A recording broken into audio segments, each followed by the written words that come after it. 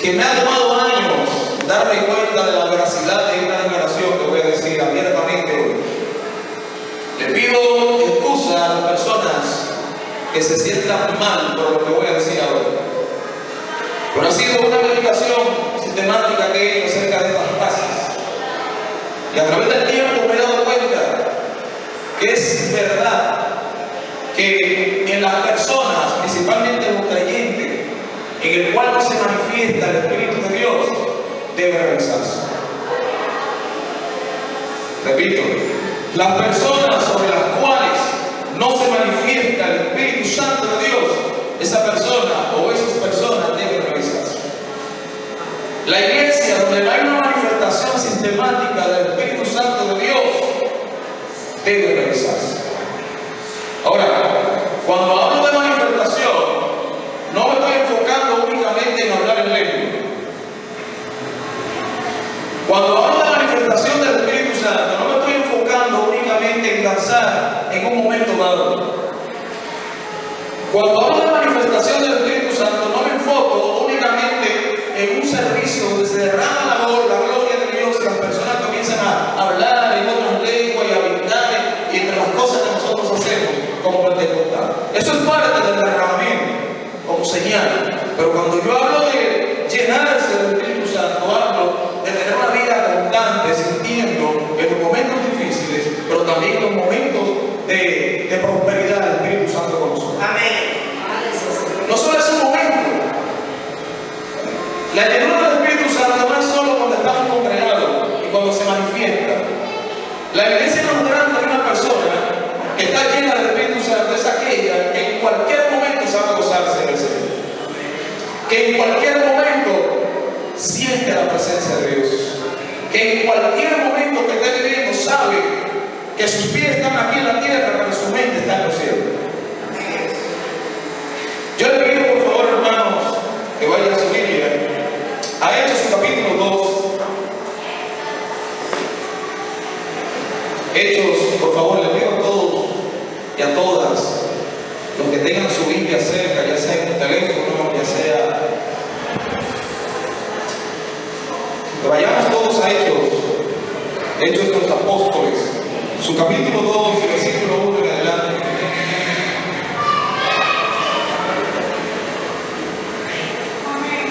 Y si pueden, por favor, se ponen de pie.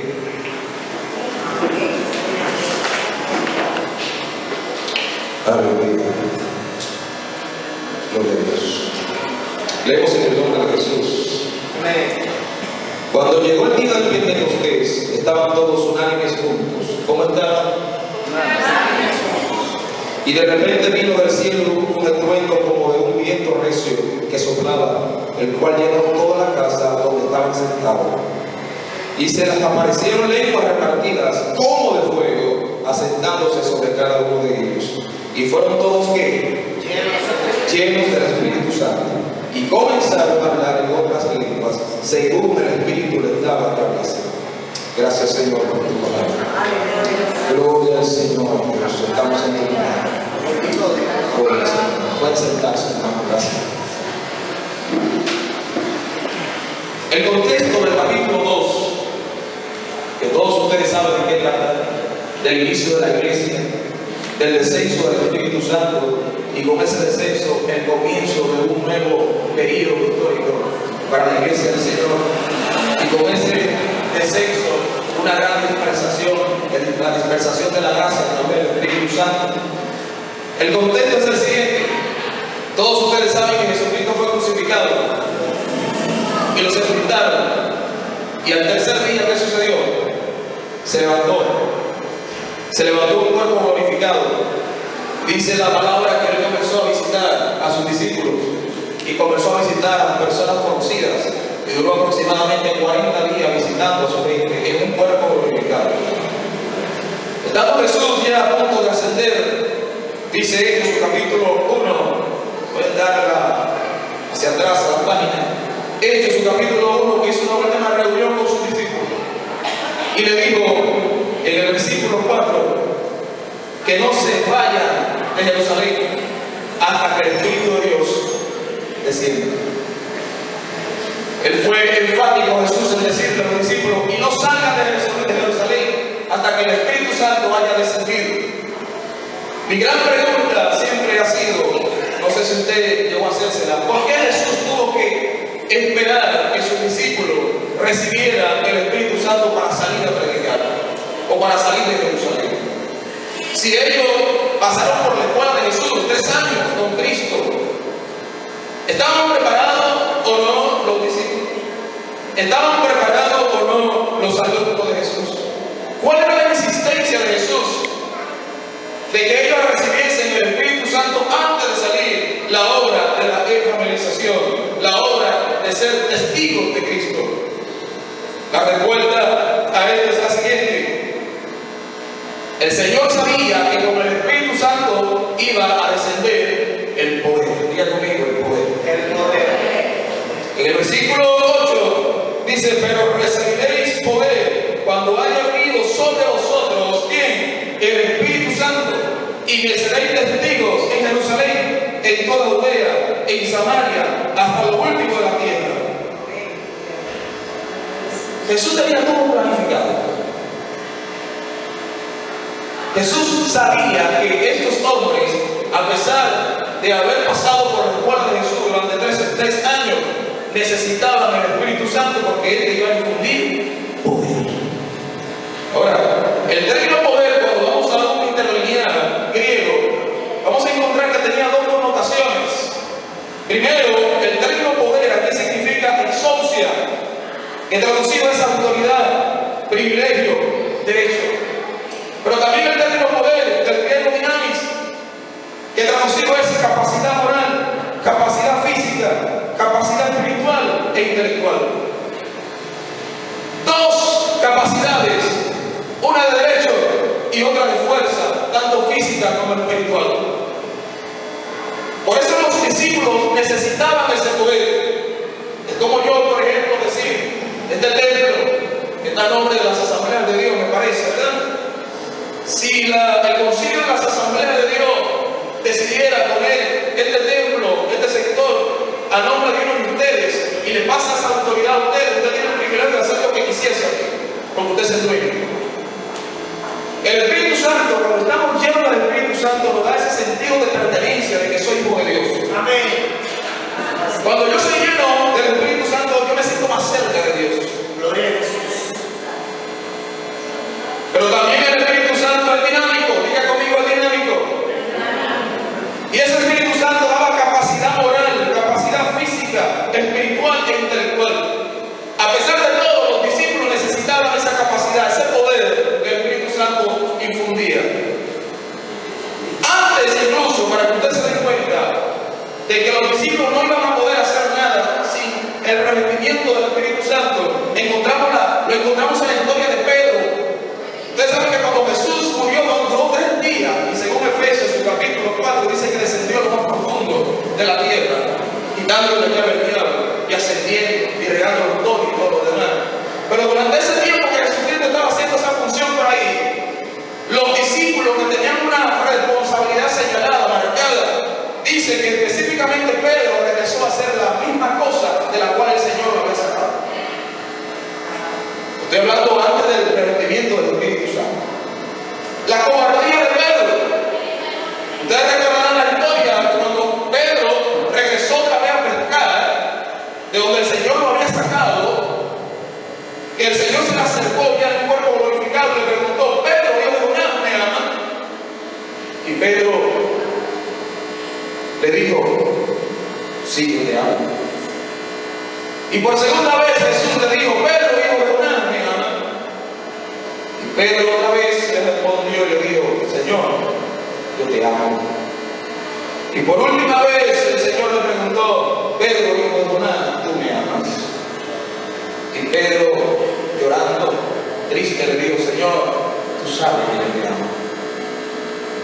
Y la respuesta de Jesús fue: apacienta mis ovejas. Gloria a Dios. Si el Señor te pregunta en esta noche: Carlos, hijo de Miguel, y si el Señor te llama por tu nombre y menciona el nombre de tu padre ahora mismo y te hace esa pregunta: fulano de tal, hijo de fulana, ¿me amas? Tu respuesta quizás sea la misma que tuvo Pedro, pero a la tercera vez quizás te vas a dar cuenta que una cosa es decir y otra cosa es hacer.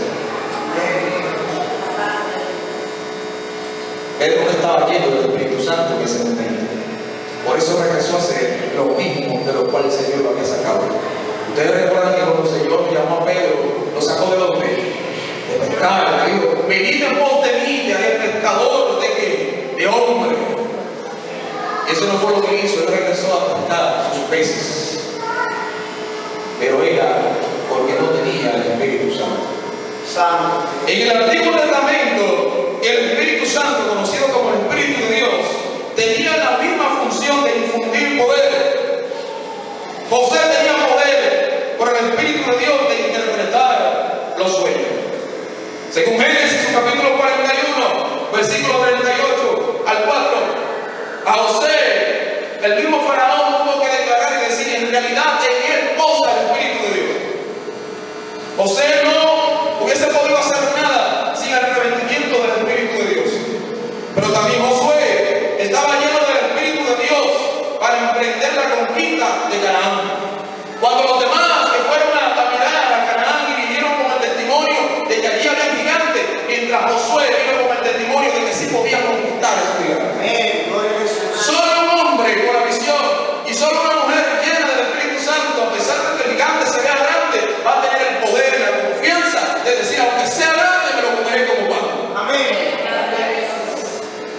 Números capítulo 27 al 18 se encuentra en la declaración de que Josué tenía el Espíritu de Dios. El Espíritu Santo en el Antiguo Testamento era exclusivo. Diga conmigo, era exclusivo. Dios no derramaba su Espíritu Santo sobre algunas personas, sobre las personas que tenían un compromiso, una responsabilidad especial. Dios no derramaba su Espíritu Santo sobre todas las personas. No. Y la señal visible de la aprobación de Dios, del llamado de un hombre en el Antiguo Testamento, era el ungirlo con aceite.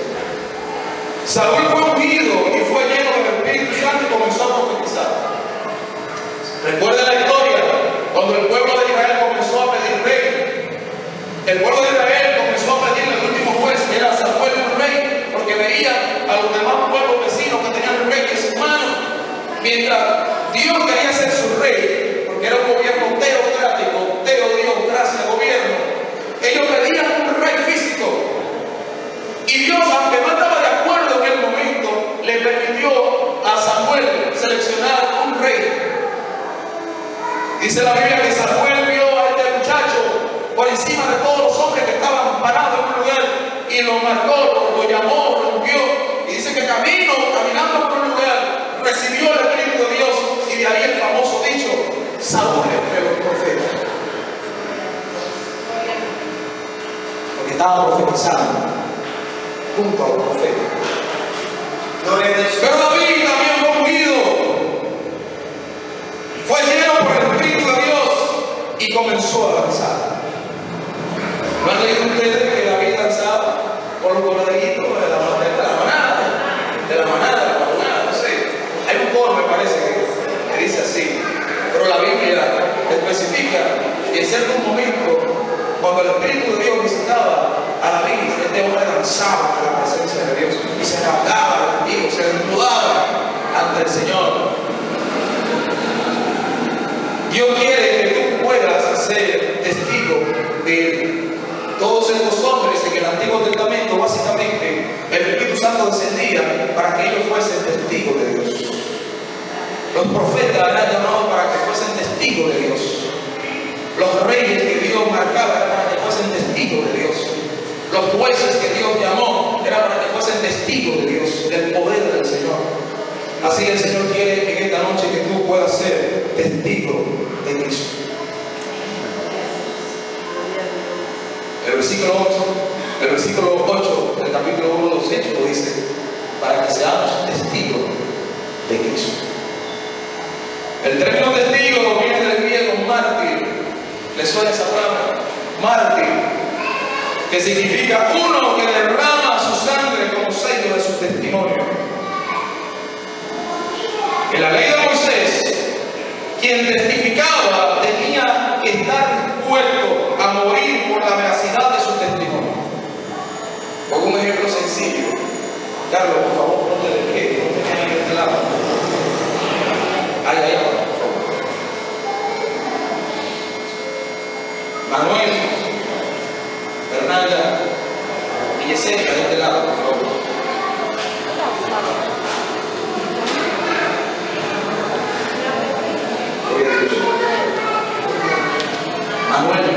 Manuel Burgos. De este lado, ustedes se van a poner mirando hacia arriba, no mirando, por favor.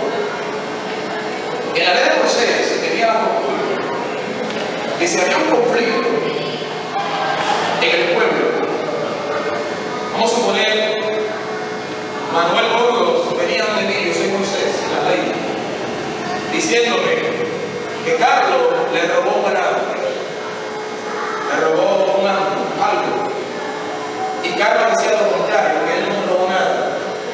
Entonces Manuel venía con dos testigos, con Yesenia, con su esposa, y con su madre, Fernanda.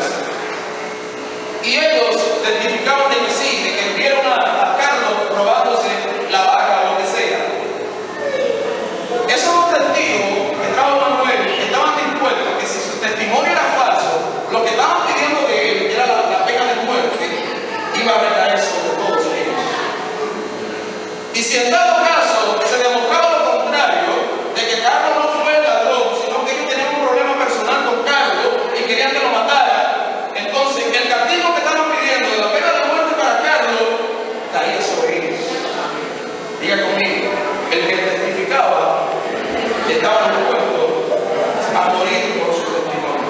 Puede sentarse, por favor. Gloria a Dios. Aleluya. Los discípulos necesitaban rotundamente el Espíritu de Dios, porque después de la partida de Jesús, ustedes recordarán que los romanos comenzaron a perseguir a los cristianos, comenzaron a asediar a los cristianos. El imperio romano, que era la hegemonía en aquel momento, comenzó a maltratar, a quemar, a crucificar a los cristianos. Por varias razones. Primero, porque el imperio romano era esclavista y ellos veían a sus esclavos como basura, como animales. A ellos no les importaba la vida de sus esclavos.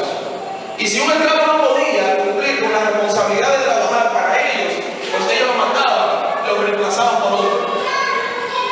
El imperio romano era sanguinario, infundía terror a través de sus obras sanguinarias.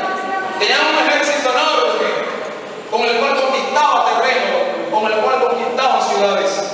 Pero también el imperio romano era politeísta, creían en las divinidades, creían en diversos dioses. El cristianismo, cuando se comenzó a predicar después de Jesús, los discípulos comenzaron a predicar, enseñaban todo lo contrario, enseñaban el mandamiento de no matarás, que chocaba directamente con lo que los romanos entendían, que si un esclavo no podía trabajar, lo mataban sin ningún remordimiento. Pero también el cristianismo enseñaba el amor al prójimo, cuando dentro de los romanos no existía esa palabra, no existía ese concepto del amor al prójimo. Pero también los cristianos enseñaron la existencia de un solo Dios manifestado en tres personas, cuando el imperio romano enseñaba la existencia de diversos dioses. Todo esto estaba provocando que la hegemonía greco-romana decayera, por el hecho de que muchos romanos y no romanos estaban convirtiendo al cristianismo. Civiles, esclavos, soldados, centuriones, holgados, pobres, todos se estaban convirtiendo al cristianismo, y los romanos se vieron amenazados por lo que estaba sucediendo y comenzaron a matar y comenzaron a perseguir. Y dice la historia que luego de que ellos comenzaron la matanza, se encontraron con otro problema, que los cristianos se dejaban matar. Ellos entendían que si seguían matando a sus esclavos, ¿quién iba a trabajar? Y los cristianos se dejaban matar como el propósito de Dios. Dice una historia que muchos cristianos eran llevados a la hoguera y en el momento de estar allí rodeados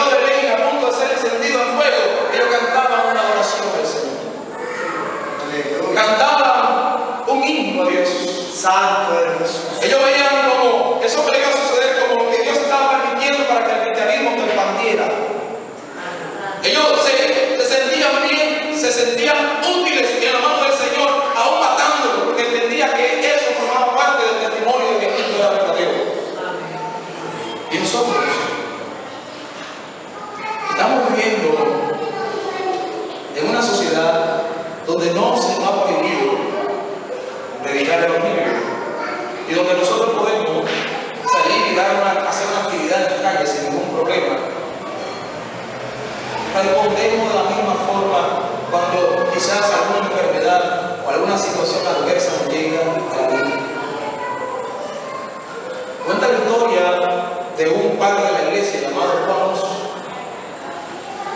que este hombre misionario entendía que las cosas estaban marchando mal y comenzó a predicar a Cristo.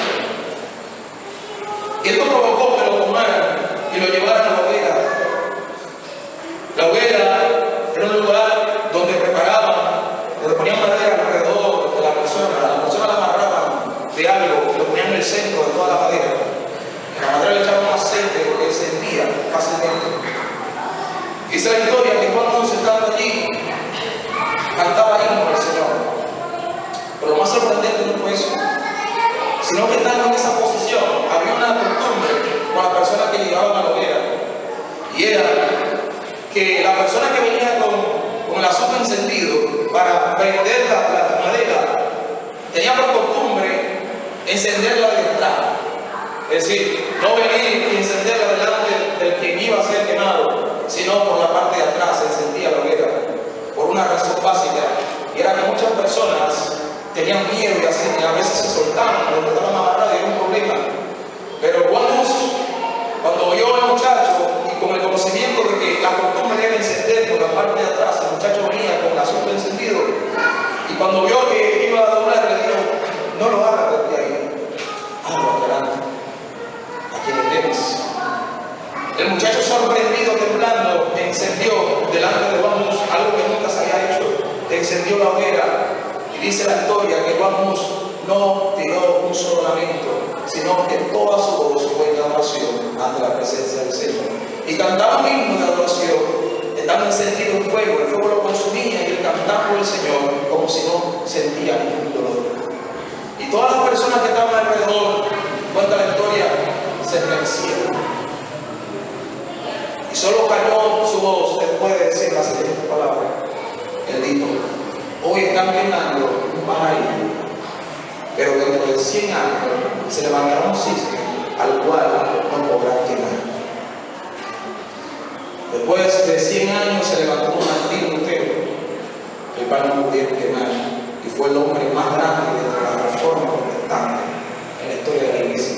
Bendito Dios. Aún estando quemándose allí, el Espíritu Santo, porque estaba lleno del Espíritu Santo, lo hizo profetizar. Diga conmigo, lo hizo profetizar. Podemos nosotros decir en el momento cuando el fuego está apretando de nuestra situación, podemos nosotros levantar una oración ante Dios cuando va al trabajo. Podemos nosotros cantarle a Dios con todo nuestro ser cuando estamos pasando por una enfermedad. Podemos nosotros levantarnos las manos cuando nos llegue la depresión. Tú puedes levantar tu mano al cielo cuando estás pasando por necesidades. Solo un hombre lleno del Espíritu Santo lo puede hacer. Una persona que no te llena del Espíritu de Dios va a fracasar en el proceso. Los discípulos necesitaban ese poder para soportar la tortura y las persecuciones. Dice la historia que Pedro fue crucificado por trabajo. Dice la historia que Pablo fue decapitado. Dice la historia que Santiago fue torturado y atacado. Muchos fueron llevados a la hoguera y otros fueron lanzados en aceite. El único discípulo que no fue asesinado fue Juan. El único discípulo que no fue asesinado, sino que murió de muerte natural después de haber pasado por muchas situaciones. Fue Juan. Gloria a Dios. Después todos fueron asesinados por el simple hecho de testificar de que Cristo es verdadero. Ser testigo de Cristo no solo era con palabras, sino con hechos. El hecho de tú ser testigo, de yo decir que soy testigo del Señor, no se puede quedar en palabras, tengo que demostrarlo con mis hechos. Y tú y yo somos llamados a ser llenos del Espíritu Santo para ser testigos de Cristo en los momentos de pruebas, de angustia, de desgracia, etc. Amén. La intención en esta noche es hacer una especie de evaluación ahora lo que sigue en esta parte. Quizá muchos de ustedes se están preguntando: ¿cómo puedo darme cuenta si estoy o no lleno del Espíritu Santo? ¿Cómo puedo darme cuenta si estoy bien o no delante de Dios? Yo voy a hacer algunas preguntas y ustedes ustedes se van a responder esa pregunta a ustedes mismos.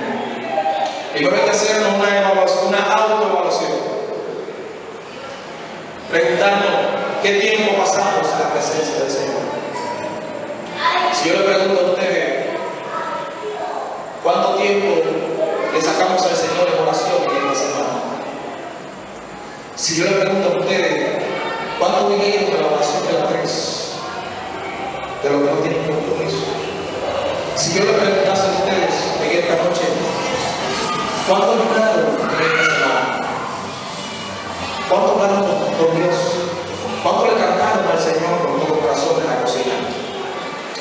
¿Cuánto le cantaron con todo corazón en el baño? En esta semana solamente. Si su respuesta es nunca, no lo hice, entonces tú necesitas el Espíritu Santo. ¿Cómo respondemos? ¿Cómo tú respondes en las situaciones adversas?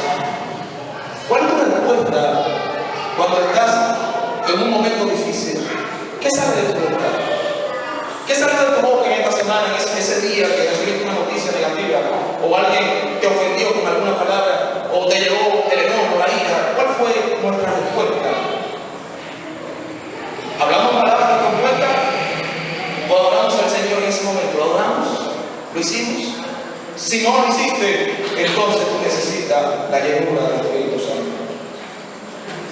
¿Cómo es mi vida espiritual? ¿Cómo es mi vida ministerial? ¿Estoy cumpliendo con mi compromiso que se me asignó en esta iglesia? ¿Estoy trabajando en el ministerio que el Señor me dio en esta congregación? ¿A cuánto le prediqué en esta semana? ¿A cuánto le dije que Cristo ama? ¿A cuánto visité a esos enfermos? ¿Hice alguna obra evangelística? Si tu respuesta es no hice ninguna, entonces tú necesitas la llenura del Espíritu Santo. Debemos también dejarnos hacer una autoevaluación, una coevaluación y preguntarnos qué dicen las demás personas sobre mí. ¿Qué dicen los vecinos de ustedes?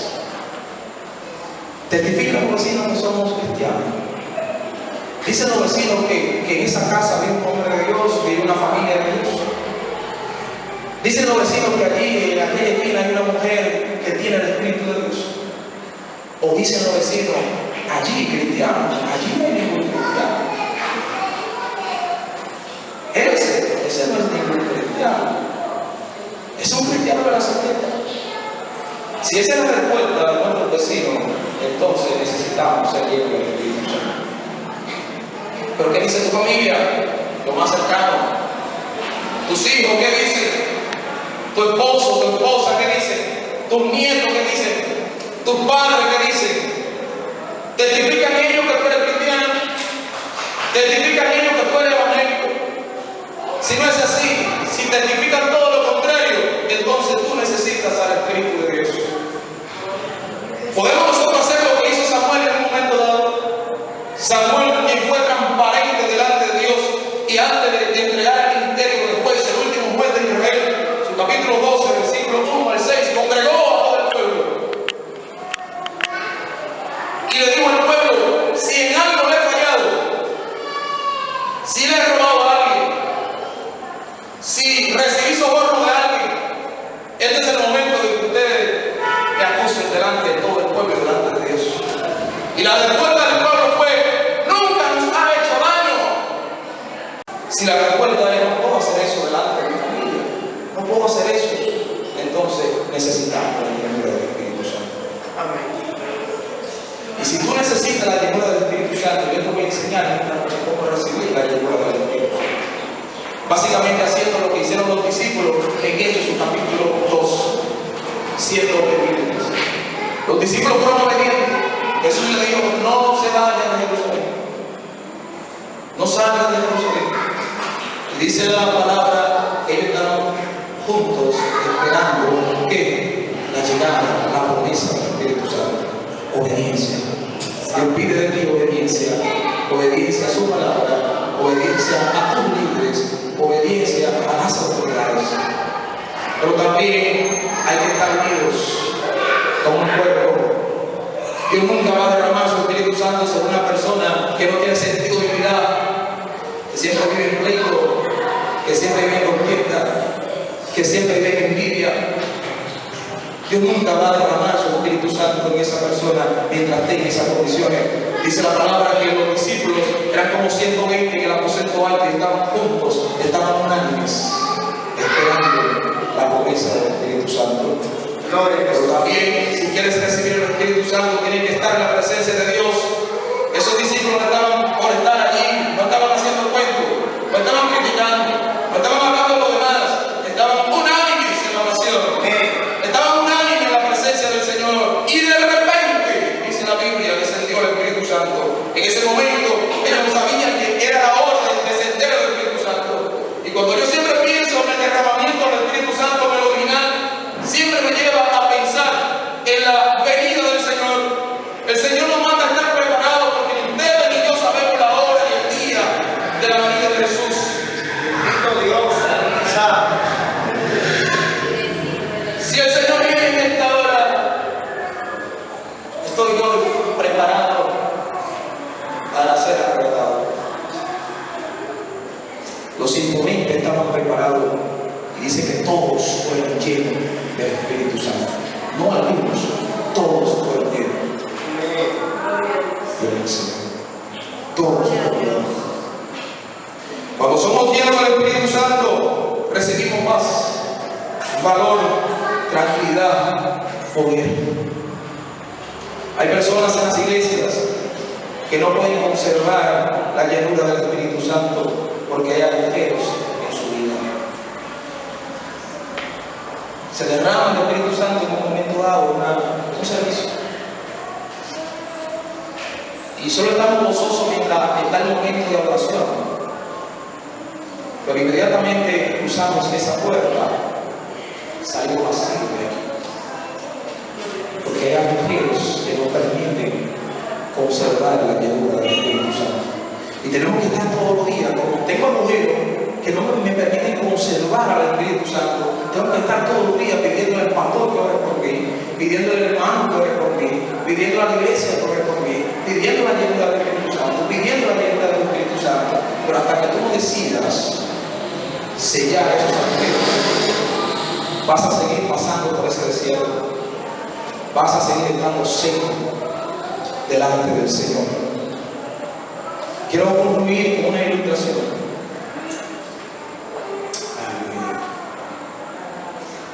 Le pido gloria a Dios, a ti, que me ayuden en esto, por favor.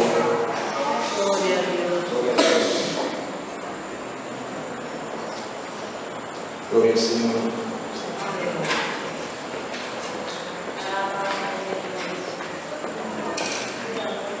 En esta noche hemos venido a ver a Dios. Cada quien en esta casa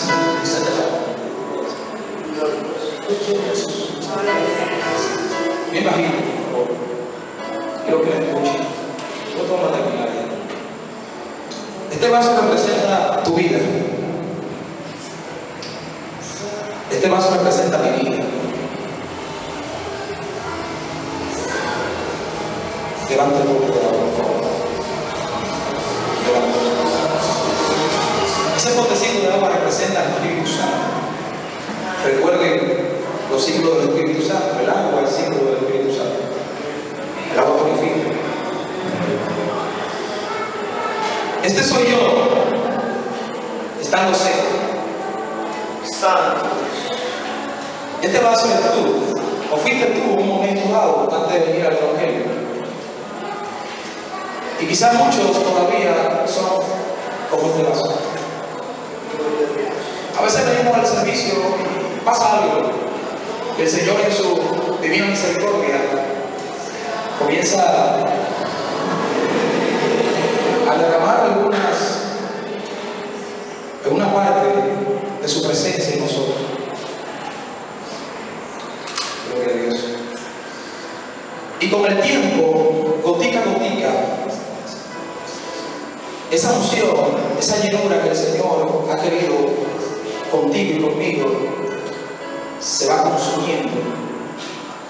Porque hay agujeros en tu vida y en mi vida que no permiten conservar al Espíritu Santo. Y mientras estamos en esa condición seco, siempre seguiremos con el mismo carácter. Me excusan los que son de psicología, pero yo creo que independientemente de que existan diversos caracteres, diversas personalidades, cuando venimos a los pies del Señor solo existe una personalidad, un solo carácter, es el Espíritu Santo. El viejo hombre ya pasó, dice la Biblia. Y hasta que tú no decidas sellar esos agujeros, entonces no vas a poder considerar la llanura del Espíritu Santo.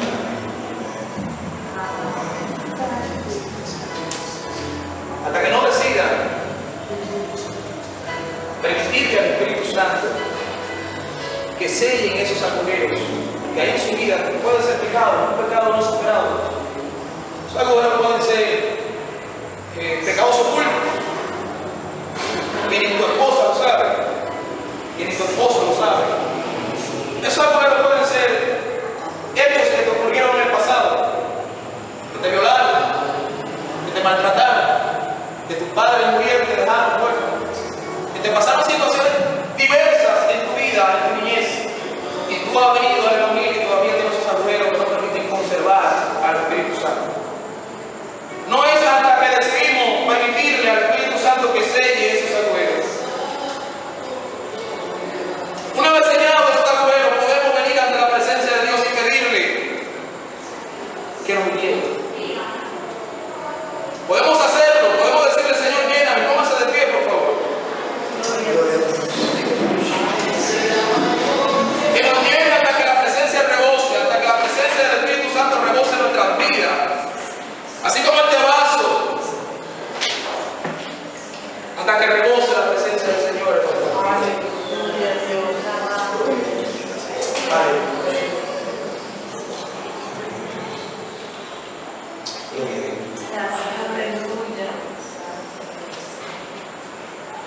Solo hasta que tú decidas, hasta que yo decida, gloria a Dios, permitirle al Espíritu Santo que selle esos agujeros, que selle esos agujeros. Tú no puedes seguir, si tú sabes que estás mal delante de Dios, tú no puedes salir de aquí en esta misma condición. Te recomiendo que lo hagas. Si algún problema tienes con alguien dentro o fuera de la iglesia, no puedes seguir saliendo en esa condición, no puedes seguir viviendo en esa condición. Si has tenido una vida de mentira, de engaño, y que tú sabes que estás mal delante de Dios, no puedes seguir, no puedes salir de este lugar en esa misma condición. Pero si tú no has entregado tu vida al Señor, tampoco puedes salir de este lugar. No te recomiendo que salgas de este lugar sin antes de entregarle tu vida a Dios en esta noche. Cierren sus ojos, vamos a hacer una pequeña oración. Gloria al Señor. Aleluya. Gloria a Dios. Oh, gracias. Señor, la Señor. No sé si puede cantar esa canción a Dios. No sé cuánto ustedes conocen esa oración. No sé cuánto